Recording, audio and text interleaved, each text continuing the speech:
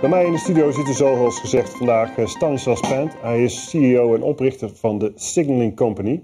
Een start-up uit België die een digitaal ecosysteem bouwt voor onder meer ERTMS. Stanislas heeft een oproep gedaan om de markt open te stellen voor nationale treinbeveiligingssystemen zoals ATB hier in Nederland en TBL Plus in België. Ook wel Class B systemen genoemd.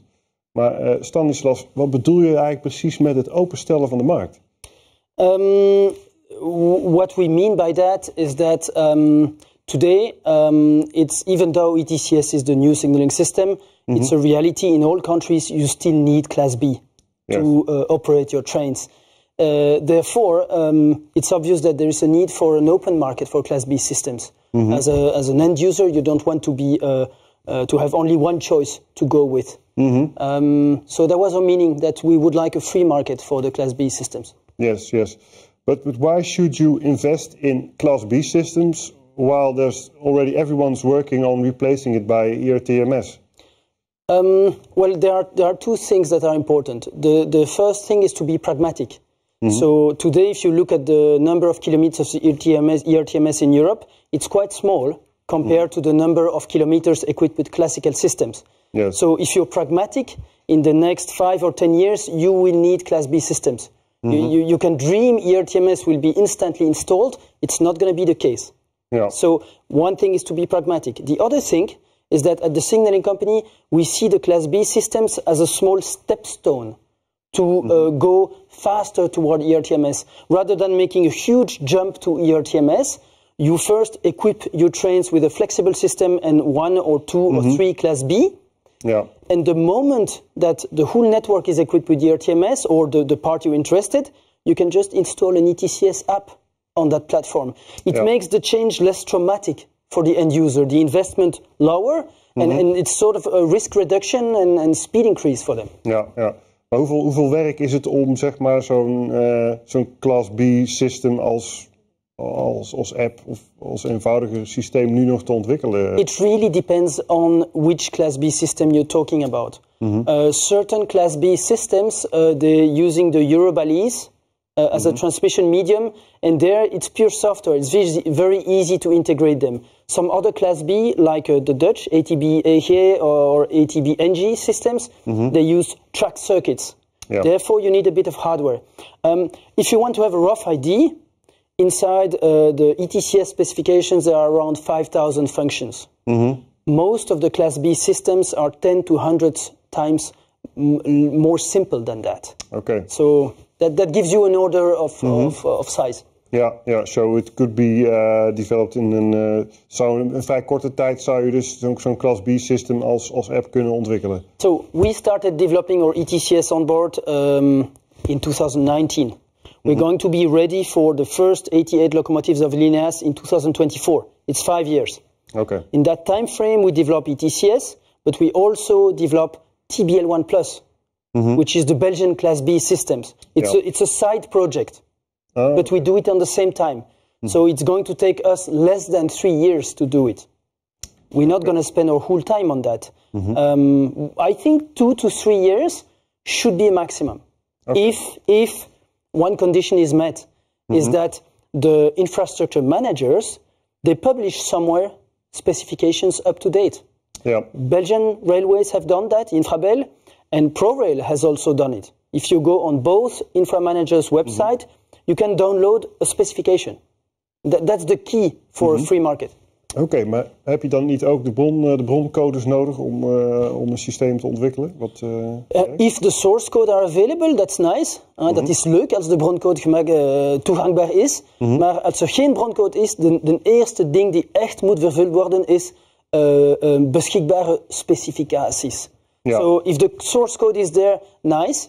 For instance, if some customer is asking us an ATB-EG Class B system for Netherlands, we will of course license the ATB STM from ProRail and reuse the specifications, but also the safety case and the source code and maybe the hardware.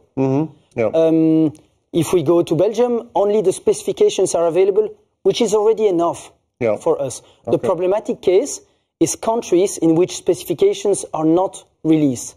Okay. That means you have to invent them again. And which countries are not releasing? Welke landen stellen dus hun technische specificaties niet beschikbaar? France is the first obvious example, both with the high-speed one, TVM, and the low-speed one, KVB.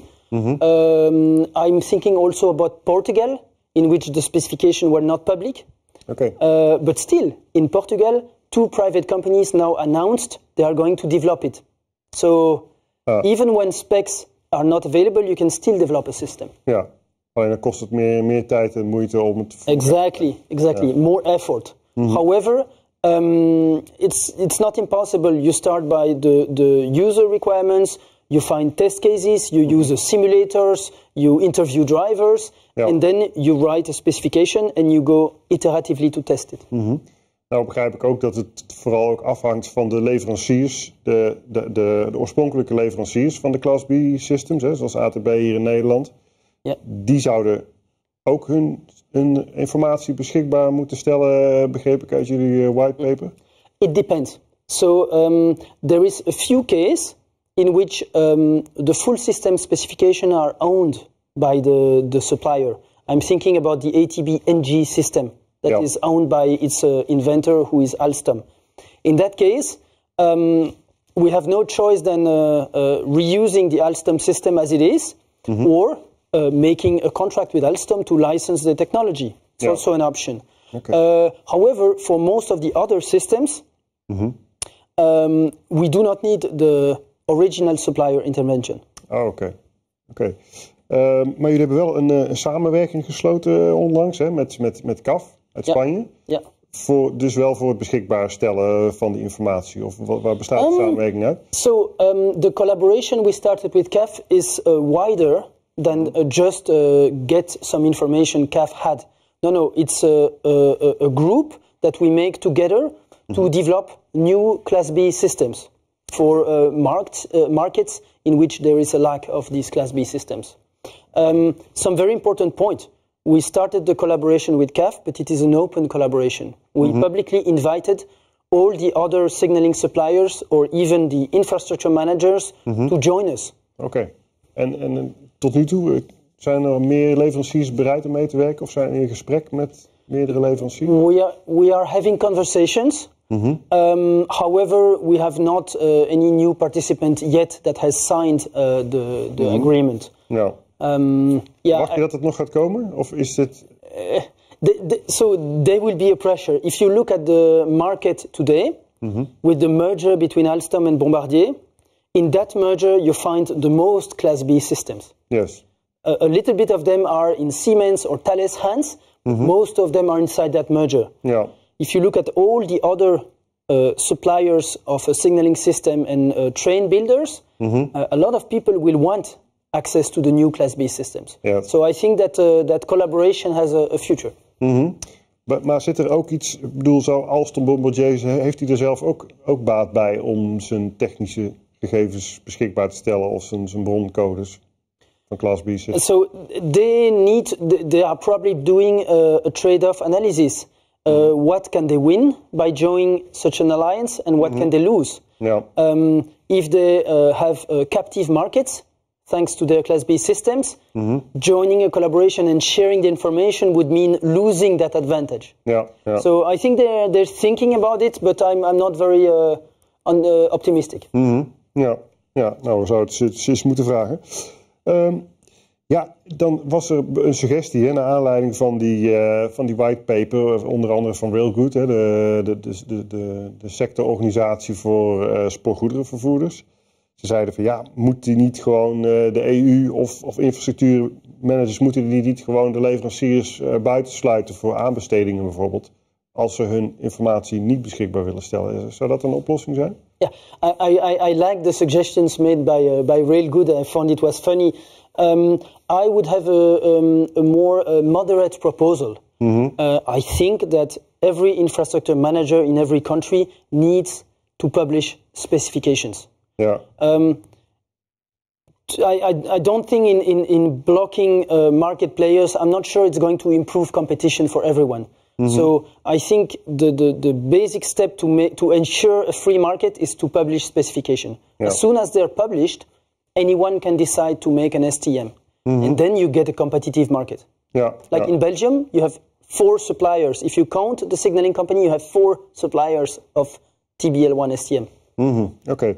En een STM, dat is een soort vertaalsysteem waarmee je dus het oude signaal naar het nieuwe... Exactly. Ja. Yes. En jullie hebben zelf ook zo'n STM ontwikkeld? Well, we started in 2019, so we do not have it yet. However, for our first contract with our customer Lineas, we're going to install ETCS and TBL1 Plus application. Okay. And that TBL1 Plus application is an STM. Yeah. We are looking at other contracts, first of all with our customer Lineas, but maybe with others, that will include a German application for low speed, PZB, that will include a Dutch application to interface with ATB-EG. So we think a lot of demands are going to come in the future. Yeah. We see the signaling company as developing a lot of Class B apps. Oh, oké. En gebruiken jullie ook dit STM-ontwerp van ProRail? Hè? Dat was een open source ontwerp wat zij vorig jaar... Yeah. So we are very aware of it. We've been in contact with them since many, many years. A friend of mine is Jan Welvaarts. He's a key of that project. And today we do not use the project because we do not have a customer that needs ATB-EG, ATB-EG, STM.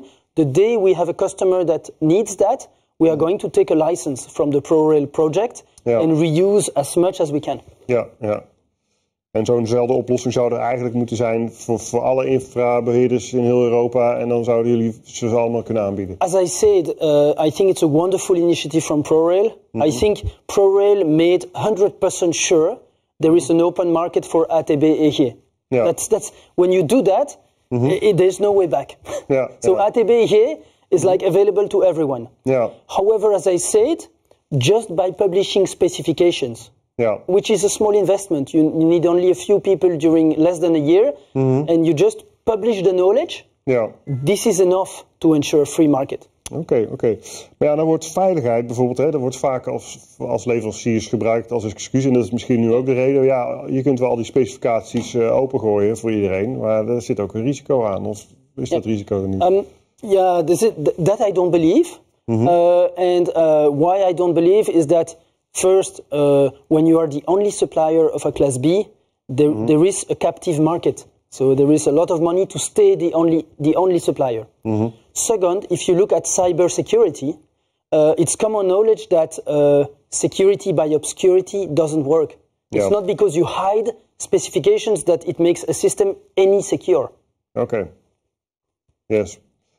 But if everyone knows the specifications, maybe then it's easier to break in, to do cyber attacks or something like that. But that's not true? No, it's not the case actually, because when everyone knows the specifications, it is not preventing the supplier of the system to implement a good cybersecurity defense. So specifications are about functions.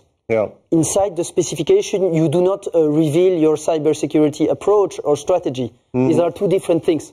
So what you need to hide is your cybersecurity strategy. What you need to publish is the specifications. Okay.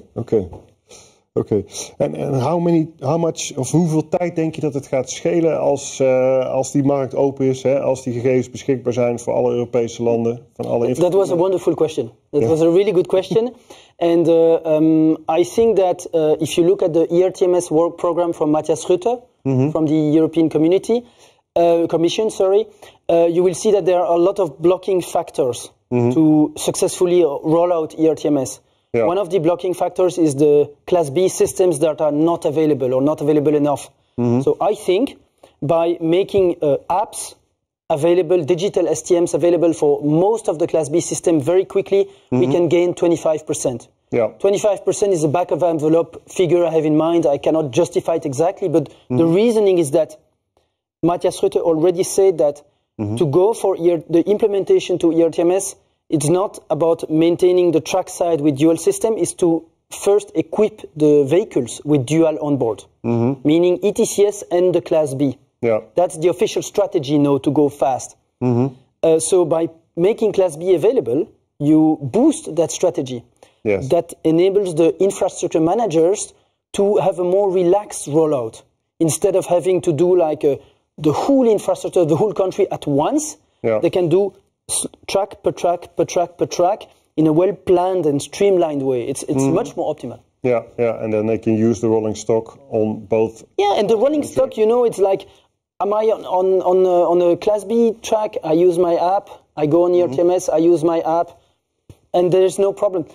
We are going to go to the point with our customer Lineas. They have locomotives running in Belgium, Netherlands, Germany. Yeah.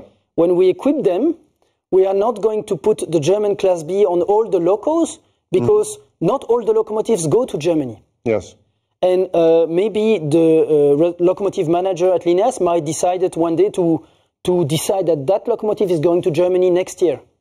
That's the right moment to install the Class B, when the customer needs it. Ja, en how much time does it cost, of hoeveel tijd kost het om dan dat Class B system voor Duitsland er alsnog op te zetten? So if we approve the prototype of that vehicle with the Class B system, then a series locomotive can be installed in the same time you install an application on your smartphone. Yeah. It's a digital operation, a few minutes. Yes, yes, a few minutes, a restart, maybe reading one balise and then you start. Ja, en zijn er ook nog bijvoorbeeld financiële voordelen? Is het goedkoper om het op deze manier aan te pakken?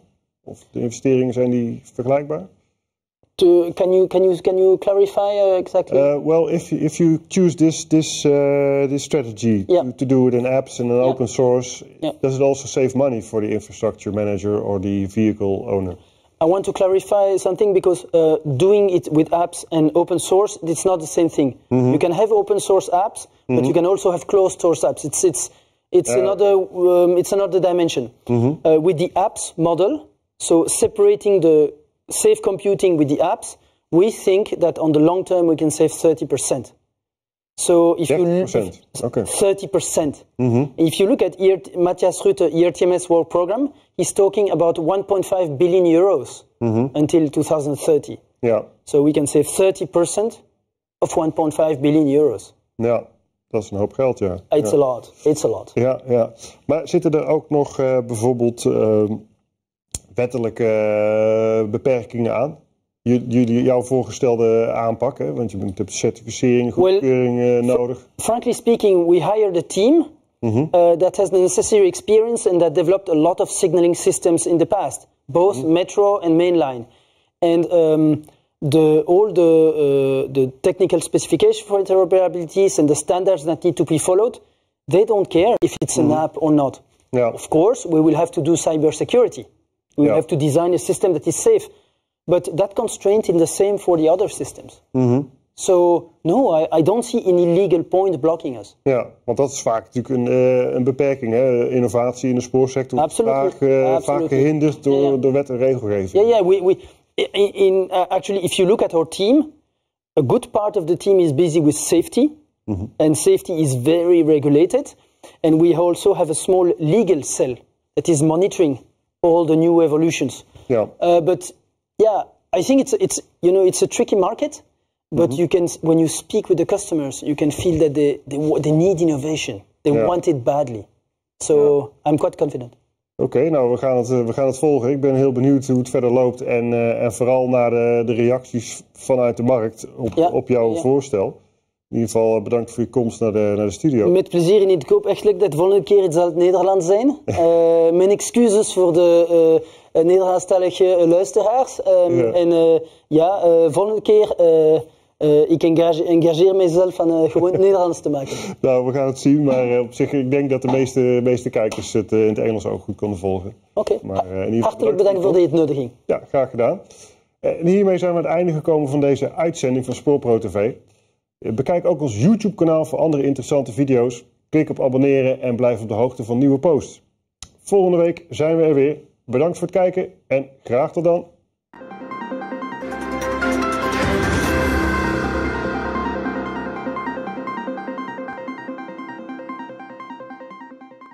En ook u kunt hier zitten, want deze coronaproof studio is te huur voor uw congres, vergadering of webinar. We hebben alle techniek in huis om u hierbij te helpen. Kijk voor meer informatie op promedia.nl. Ik zie u graag in onze studio.